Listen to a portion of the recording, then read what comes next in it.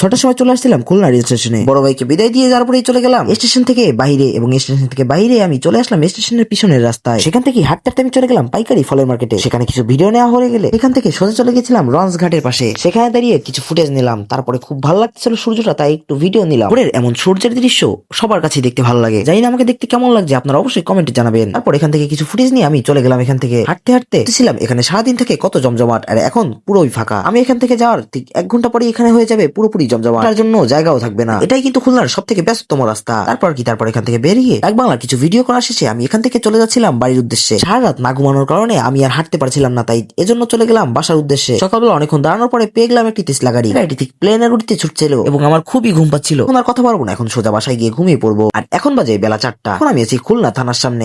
আমরা যাচ্ছিলাম একটু সামনের দিকে আউটডোর শুটে। মডেলকে আগে পাঠিয়ে দিয়ে আমরাই হাঁটতে হাঁটতে চলে যাচ্ছিলাম ডাক বাংলার দিকে, এবং এই ছাদটি দেখে আমরা এই ছাদের উপরে উঠে পড়েছি আউটডোর শুটের জন্য।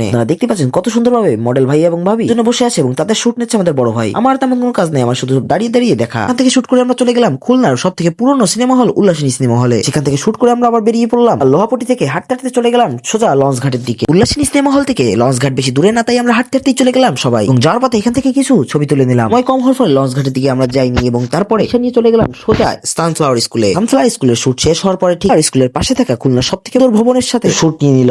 বেশ কিছু সময় ভিডিও করা। সময় কম থাকার ফলে এখান থেকে আমরা দ্রুত শুট শেষ করে রওনা হয়ে গেলাম জেলখানার পেছনে যাওয়ার উদ্দেশ্যে। সোজা রিক্সা নিয়ে আমরা চলে গেলাম জেলখানা ঘাটে। ঘাটের পাশে থাকা থেকে সুন্দরবনের জাহাজ ছাড়ে সেখানে আমরা চলে গেলাম কিছু শুটের জন্য। আর এটাই ছিল আমাদের লাস্ট শুট। আর এই সময় থেকে আমাদের ইফতারির সময় বাকি ছিল মাত্র 10 মিনিট। এখানে মাত্র 5 মিনিটই কাজ শেষ করে আমরা এখান থেকে রওনা দিলাম বাসার উদ্দেশ্যে। বাসায় যাওয়ার আগে আমরা রাস্তায় ইফতারি করতে হয়েছে আমাদের। আজকে এই পর্যন্তই।